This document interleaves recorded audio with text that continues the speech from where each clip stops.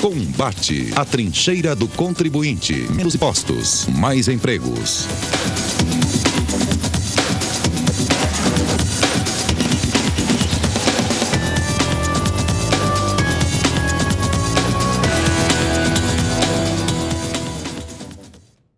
Boa noite, amigos e amigas. Estamos iniciando um novo programa Combate.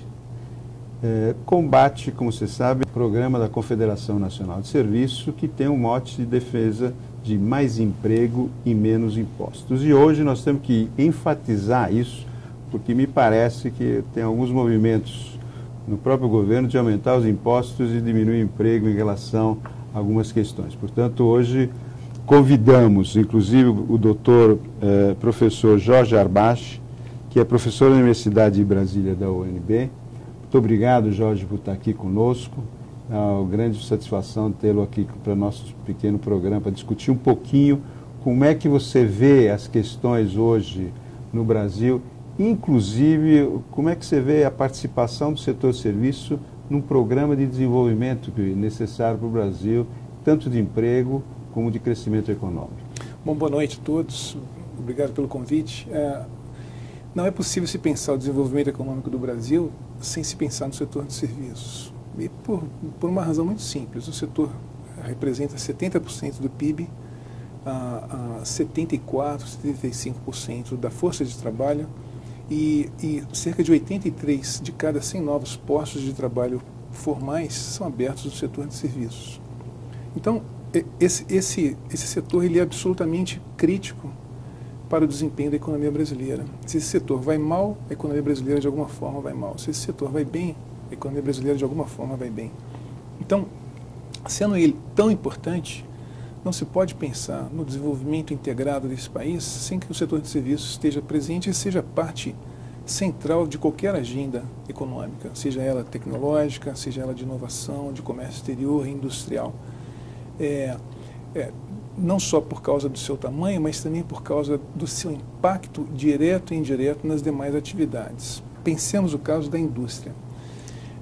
Do valor adicionado da indústria hoje, em média, 64,5% tem origem no setor de serviços. Dos mais diversos tipos de serviços, seja logística, seja design, seja P&D, seja toda sorte de serviços que vão contribuir para a geração de riqueza do setor industrial. Quer dizer que quando o governo diz, olha, nós precisamos reativar a indústria no país, nós precisamos incentivar com que haja movimentos, preservar a nossa indústria, e dando, inclusive, alguns benesses para a indústria, por exemplo, desonerando impostos, tanto de folha como de PIS, COFINS, IPI.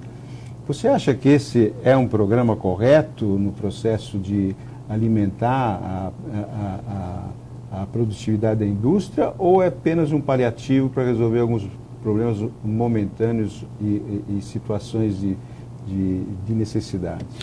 Eu tendo a achar que é a segunda parte.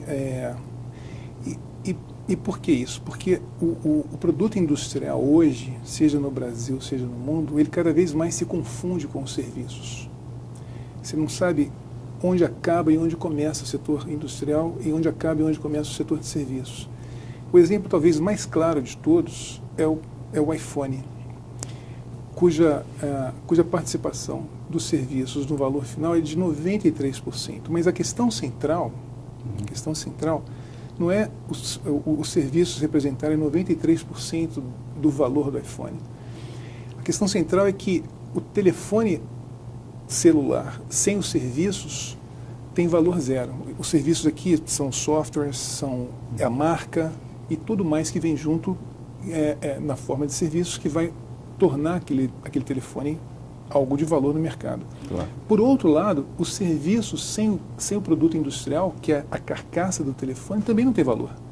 Então, o que nós temos aprendido ao longo desses últimos anos é que por conta da mudança do padrão de consumo, por conta da mudança associada às novas tecnologias, das mais diversas tecnologias, por conta das mudanças demográficas e outras mudanças que têm feito com que o padrão de consumo na indústria e o padrão de consumo nas famílias esteja em transformação, isso tudo tem feito com que a gente cada vez menos possa identificar o que é serviços e o que é indústria. Então, quando a gente pensa o Brasil em médio prazo ou longo prazo, sem que nós coloquemos na mesma cesta a indústria, o setor de serviços e outros setores que juntos compõem a capacidade de geração de riqueza, nós possivelmente tomaremos decisões equivocadas em termos de capacidade de crescimento de forma sustentada e de inserção do país na economia mundial.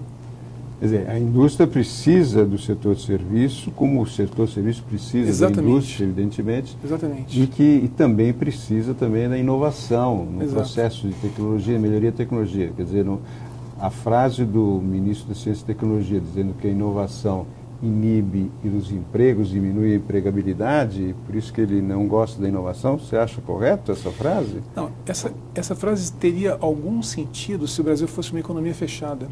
Ainda assim, sujeita à discussão.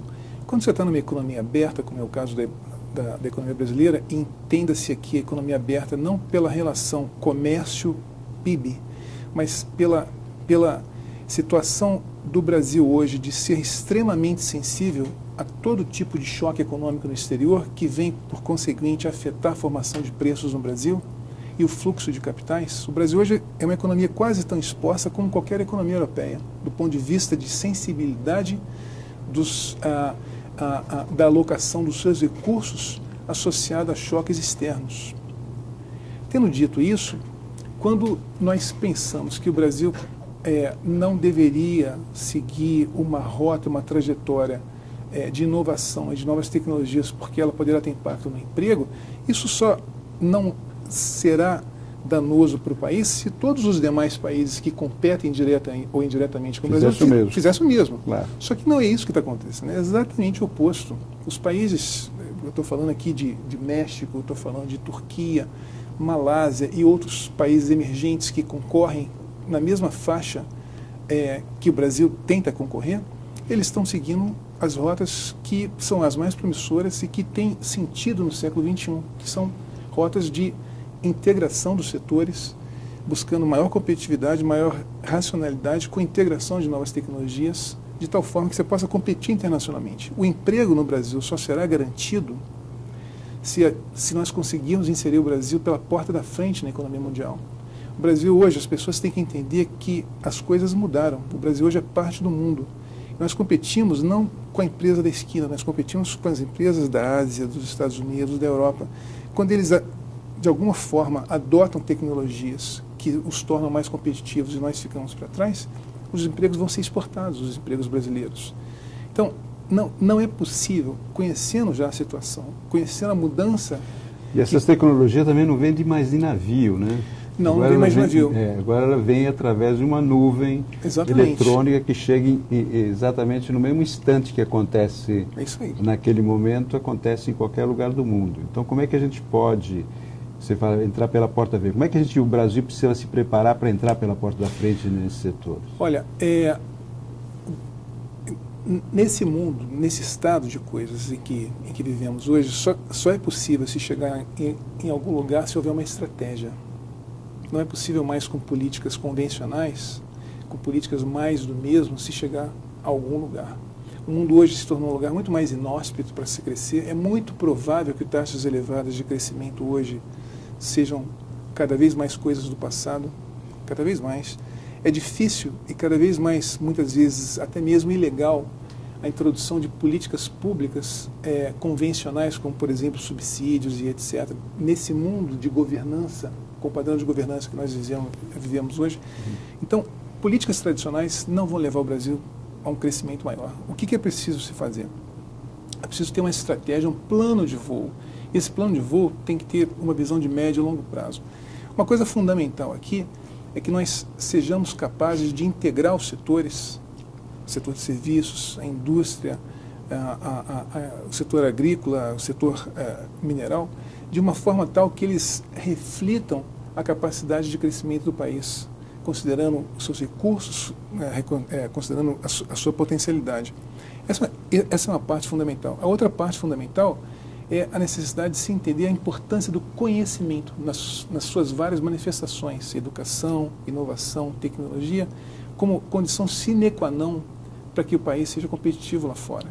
Então, é preciso um plano de voo em que nós coloquemos os nossos setores de uma forma integrada nesse plano de voo, conhecendo as potencialidades maiores ou menores de cada um desses setores, e é preciso permear esse plano de voo com muito conhecimento.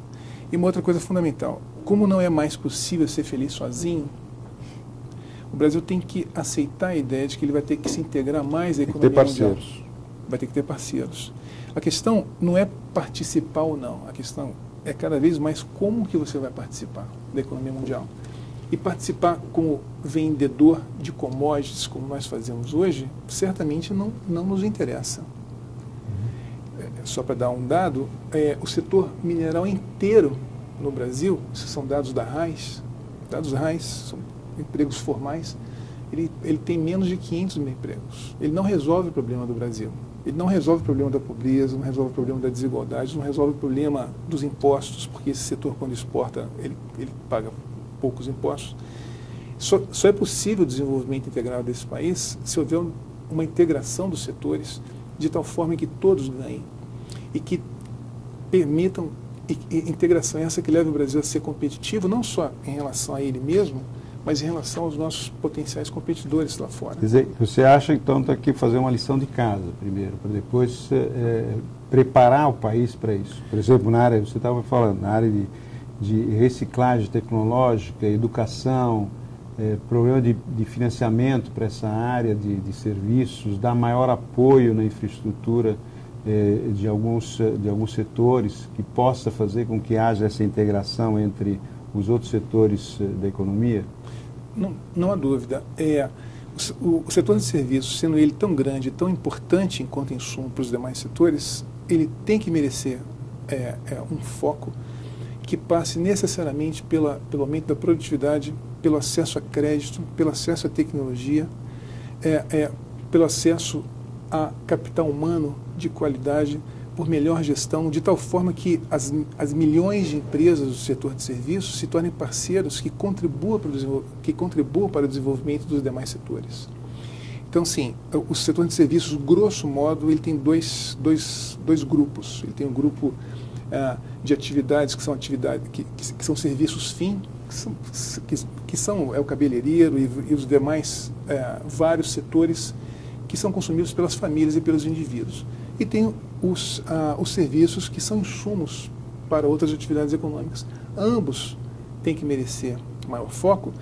Primeiro porque vai acabar valorizando de alguma forma, direta ou indireta, o valor do salário real e o bem-estar das pessoas. Quando as pessoas consomem mais restaurante a um preço melhor e a uma qualidade melhor, aquilo vai fazer bem para o bem-estar dessa pessoa. Agora, quando o setor de serviços, que é insumo, é capaz de desenvolver soluções mais inteligentes a preços competitivos internacionalmente, que vão permitir que a indústria que o adquire possa se tornar mais competitiva dentro e fora, aqui todos vão ganhar. Então, não há solução de canto aqui. É preciso se pensar de uma forma sistêmica o setor de serviços junto com os demais setores para que possamos avançar. E no caso específico do setor de serviços, como são muitas centenas de milhares de empresas, inclusive com uma variedade enorme. Inclusive com uma variedade enorme, é preciso, eu penso, de um foco muito especial nesse setor. Quer dizer, pelo menos até agora não foi falado nada, mas já se pensa em voltar a onerar o setor do presumido, do setor de serviços através do lucro presumido, que é uma das atividades maiores do setor de serviços, usar a alternativa de lucro presumido e não de lucro real com uma taxa de impostos maiores. Isso aqui, você acha que, pelo menos do nosso lado, não entendemos que isso não deve ser feito jamais, porque isso inibiria até o crescimento atual e mantendo o número de empregos que hoje nós temos nessa área, utilizando essa alternativa fiscal que é o lucro presumido. É simplesmente para arrecadar um pouco mais de impostos. Se nós diminuiríamos o emprego, iria para a informalidade. Você acha essa ideia de criar uma sobretaxa no setor de lucro presumido, na alternativa de lucro presumido, ser válida? Olha, é fácil concordar com o governo que é um problema fiscal de curto prazo que tem que ser resolvido. O governo tem problema grave, operamos hoje com um déficit razoável. É preciso se fazer alguma coisa, e parte dessa alguma coisa passa pelo aumento dos impostos. A questão é saber se e como essas políticas de curto prazo combinam com as políticas de médio e longo prazo, associadas à competitividade, ao investimento. Aumento de impostos não necessariamente passam por colocar o Brasil numa situação ou numa rota de crescimento sustentado em médio e longo prazo. Então, é preciso que essas políticas fiscais de curto prazo sejam vistas como transitórias e não permanentes, na melhor das hipóteses. Elas têm que, na verdade, abrir o caminho para situações e políticas estruturais que vão, isso sim, encorajar o investimento e encorajar o aumento da produtividade a longo prazo. Isso faz sentido, eu acho.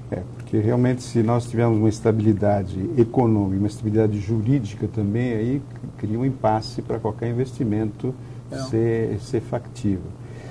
Dentro dessa visão que nós precisamos inserir o setor de serviços com os outros setores, para que haja um planejamento, um programa de crescimento econômico com a participação de todos os vários setores da economia, nós, por exemplo, em termos internacionais, nós estamos fora. O Brasil está fora do TISA, que é o Trade Service Agreement, né? E até agora o Brasil não se manifestou favorável à entrada nesse TISA, porque não gostaria de participar daquilo que é o que especialmente os americanos querem, a abertura do mercado para essas áreas. Você acha isso, que a gente ficar fazendo o papel de avestruz um pouco, se eximir da participação, que agora está começando a definir as regras do TISA, está correta por parte do Brasil? Olha, esse é um dos assuntos mais críticos, eu penso, que nós temos hoje na mesa. De todos os assuntos econômicos que o Brasil tem que enfrentar, e por quê? Porque está se desenhando na economia mundial, e em particular no caso americano e europeu, toda uma estratégia não declarada de flexibilizar o setor de serviços, porque eles chegaram a uma conclusão muito importante, que é a seguinte, que se hoje o setor de serviços já é a maior fonte de geração de valor adicionado na economia mundial, digo isso do ponto de vista de economias desenvolvidas, no futuro muito próximo, esse setor vai ser o principal responsável pela geração dos empregos que hoje estão desaparecendo nessas mesmas economias. E por quê? Porque está também em desenvolvimento toda uma estratégia para se tornar os serviços transacionáveis em nível global. Se hoje nós pensamos o setor de serviços como algo que não é transacionável, ou seja, eu compro um livro aqui e ele pode ser importado porque é um bem físico. Eu não posso comprar o cabeleireiro, digamos, ou o serviço de estacionamento porque ele não é tangível. Ele é intangível, ele não tem como transacionar. Mas, na verdade, o que já está acontecendo, já está nesse momento acontecendo em larga escala e está crescendo, uma transformação dos serviços em bens comercializáveis. Isso é válido para a educação, para a saúde, para o e-commerce, para seguros, serviços financeiros, softwares, e cada vez mais a participação dos Estados Unidos e Europa na produção e venda desses serviços para outros países só faz crescer. E o objetivo deles é flexibilizar ao máximo, sendo eles os mais competitivos em vários setores de serviço, de tal forma que eles, em última análise, não só entrem numa rota de crescimento sustentado, que hoje eles não têm, mas também que possam gerar os empregos que vão criar a estabilidade política que eles precisam. Tendo dito isso, essa minha fala pode sugerir que nós não deveríamos considerar a participação ou a maior integração via TISA e via outros acordos. Na verdade, o que nós precisamos, sendo inevitável essa transformação profunda na economia mundial pela via dos serviços, a questão é que quanto mais fora da mesa do debate nós ficarmos, menos nós influenciaremos as decisões. Nossa preocupação é essa, que nós estaríamos saindo no momento em que está sendo criada uma estrutura para isso. Exatamente. A gente está fora disso. E aí você não influencia e você vira tomador de decisões de outros. Eu estive representando a Confederação numa reunião em Washington, e nós falamos lá, inclusive, com o senador responsável pelo setor de negociações internacionais sobre as áreas de economia, e nós até brincando, falava, vocês aceitariam o Brasil numa negociação de entrada em notícias? De braços abertos, não teríamos nada contra isso. Eles estão com dificuldade de aceitar a China, porque a China não quer se submeter a certas regras que estão lá, mas a gente poderia estar junto no processo desse, e eles estão agora iniciando as regras de utilização desses métodos de como usar o TISA. Tanto é verdade porque na OMC não estamos chegando, nós estamos ad hoc na OMC, né, no processo enquanto que o TISA está querendo adiantar algumas questões que podem ser utilizadas depois pela OMC. Né? Exato. A questão não é participar ou não participar. Essa é uma decisão que não faz sentido, essa bifurcação. A questão é, claro, participar, é influenciar os debates e as decisões de tal forma que sejam consideradas as realidades de países como o nosso naquelas decisões. É isso. Esse é o caminho. Como é inevitável que o setor de serviços se tornará o setor predominante na economia mundial e no comércio, seja de forma direta ou de forma indireta, quando o serviço está embutido, por exemplo, dentro desse livro, todos os serviços que foram utilizados. Hoje, os serviços já são cerca de 54% do comércio mundial, quando a gente considera os serviços diretos e indiretos. Mas até 2022, são dados da OCDE, eles serão 75%. Então, largamente predominante. Então, não dá para ficar com essa posição de avestruz. Nesse momento, o Brasil já tem um déficit na conta de serviços de 50%. Sempre teve, né? Mas ele cresceu. Cresceu demais agora. Não para de crescer. Então, assim, essa falta de saber o que quer, a falta de uma estratégia e uma concentração muito grande da nossa estratégia de comércio para produtos industriais finais e para commodities tem nos deixado à margem de todo um grande, profundo debate. Peguemos o caso do TPP e do TIPP, né? Esse grande acordo que europeus e americanos estão fazendo e o grande acordo no Pacífico, Estados Unidos e vários países do Pacífico. O ponto central ali, quando você vai olhar com muita calma, o ponto central que está permeando e que está, na verdade, motivando todo esse acordo, esses dois grandes acordos, são serviços. Os americanos fizeram agenda e a agenda é serviços, porque está muito claro que os serviços são o caminho. Que você não pode pensar o futuro, o século XXI é serviços. Né? E o Brasil tem que ter uma estratégia. Nós precisamos saber o que queremos. Qualquer coisa, a gente tem que saber alguma coisa. E depois que souber, a gente tem que desenhar uma boa estratégia para se chegar lá onde a gente quer chegar. E nesse momento, eu acho que nós não só não sabemos, mas o maior setor da economia, que deveria ser parte central, que é o setor de serviços, não recebe Ele está fora. Realmente a gente tem tentado colocar o setor de serviços no cerne das questões econômicas, mas é difícil. A gente sente que o setor de serviços está sempre colocado à margem de qualquer processo nas discussões econômicas. Então, é verdade que a presidente Dilma convida sempre os industriais para conversarem com ela, ou a parte financeira. Evidentemente, são os dois setores mais representativos, né? Mas o setor de serviços geralmente não é convidado para conversar, pelo menos nas discussões iniciais, qual é o procedimento, como é que a gente pode inserir e melhorar isso. E eu acho que é no setor de serviços que o Brasil pode crescer muito, inclusive na área de turismo. Eu acho que nós podemos fazer programas aí, em vez de 5 milhões ou 6 milhões de turistas anos, que nós temos já mais de quase 30 anos aqui no Brasil, fazer programas para 20, 30 milhões de turistas ano no Brasil. E não é difícil fazer isso se tiver um pouco de planejamento nesse processo. E aí nós agregaríamos outras questões também da área industrial e outras áreas, né? Você estava falando que tem coisas que não podem entrar ainda em serviço, não pode ser exportado, por exemplo, estacionamento. Estacionamento não pode, mas eu diria a segurança eletrônica do estacionamento pode. Sim. Porque hoje você pode ter uma empresa de segurança através de um sistema eletrônico de internet, fazendo segurança em qualquer lugar do mundo. Sim. Então, esse serviço, por exemplo, pois é. pode ser centralizado em um país externo, sem necessidade de estar aqui, e pode alimentar automaticamente com informações se aquele estacionamento inserido lá em Brasília ou numa pequena cidade do Piauí está sendo assaltado ou não, e ele acionar as pessoas localmente para poder assim. Quer dizer, tem coisas que já podem ser feitas Sim. de uma maneira através da informatização, esse processo.